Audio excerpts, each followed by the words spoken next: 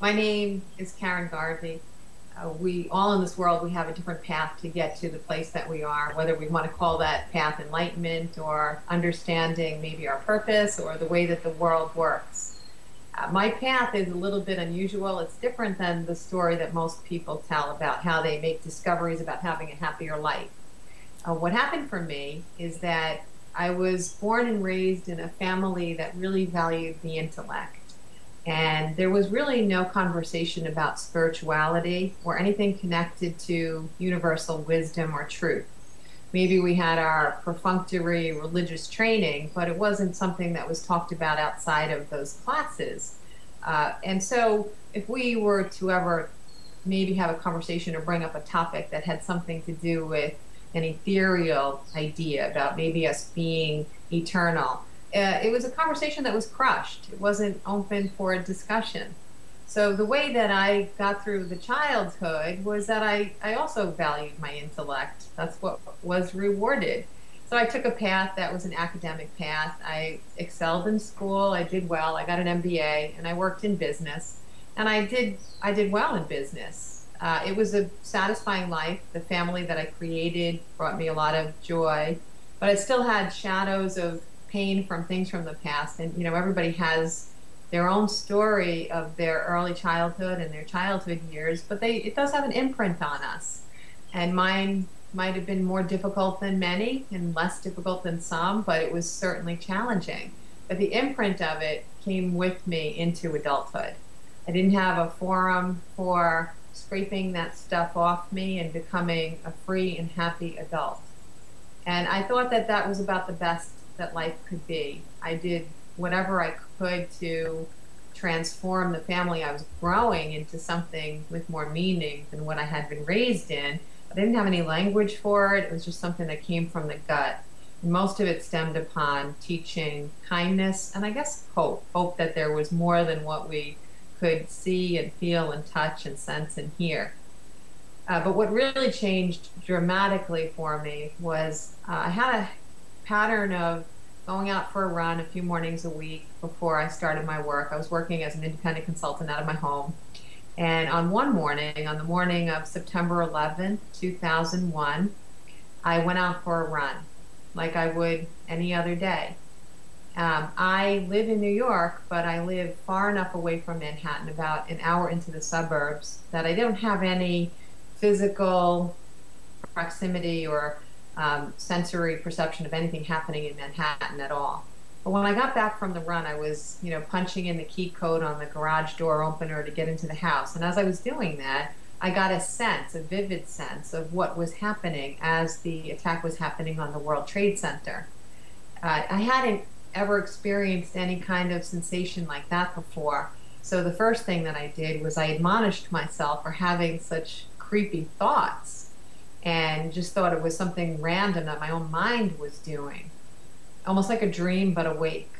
And so I entered into the house and the phone was ringing and a friend was asking me to put the TV on. So within a minute or so of having the experience in the driveway, I turned on the television as the broadcaster was making suppositions about what happened to the first tower. The second tower had not been hit yet. As soon as I saw the images and I listened to the broadcaster, I knew immediately what had happened to me in the driveway. I didn't know how to term it. I didn't know how to categorize it, but I knew that I experienced the fact that our conscious energy is not connected to our bodies. That was pretty profound for me. But as a New Yorker, there was a lot of work to be done after that day. We didn't have any direct loss on that day, but we had a lot of second degree losses. So we helped people, and it affected business as well. When you're an entrepreneur, that had a profound effect on business. So as we were reorganizing our own life structure, I put out the happening out of my head about what happened to me that day because it was insignificant in comparison to what was going on in the world. But then after life got normal again and there was a pattern and a rhythm, I started to experience simultaneous information about things that were happening all over the world with 100% accuracy. And I made sure I had shared each experience so that I'd have a companion, and it was before the fact, before we had evidence of it. So I would have someone that understood that I really was getting this in advance. And always within 24 hours, we got evidence through a newspaper or a neighbor's conversation that exactly what I had perceived had unfolded. And if that wasn't enough of a change for a person with a keen intellect, then I started to get a narration, I would say, of not what was happening, like the physical intersection of the people, like, you know, two cars come together, there's a tsunami, there's a plane crash. That I was getting in my mind's eye, but I was getting a voice, if you will, a narrator living with me, telling me why these things were happening and explaining to me the meaning of life behind the intersections. And I was hearing things that I'd never heard in my life, since I wasn't walking in any kind of a spiritual walk where people were being exposed to some of these concepts. They were foreign to me, they were new, and they were original. Now I think the world has woken up a bit more. There's a lot more people that understand these concepts, but their originality and freshness for me was profound. Some of the things that I heard was, you know, everything happens for a reason. Within every challenge, there are benefits. We are all one. You know, we are not connected to our bodies. Everything has a purpose. I started to hear profound things about how when someone is living within darkness, that in order to let more light in, the universe will provide them with an obstacle in their road to help them to see something from a new perspective. And that's how the challenges were being explained to me. So as I was witnessing, you know, chaos in the world or even challenges in our own lives, I was starting to make sense about why they happened, and I was starting to see all of the benefit enfolded into them, and how one little coming together of certain people could have such a profound effect of helping everybody catapult into a new level of awareness, a new heightened sense of what is the meaning of life, and how can we interact with one another, and what does it mean to be human at its best. So I went through this process for many years. And what I found is that myself, my family, and there was one other family that I led into this big mystery, this big secret. I happened to have been an attorney, and her husband was also an attorney. Why I picked these people, I have no idea. I should have picked someone that was a Reiki master or practicing yoga. But I didn't know anyone like that.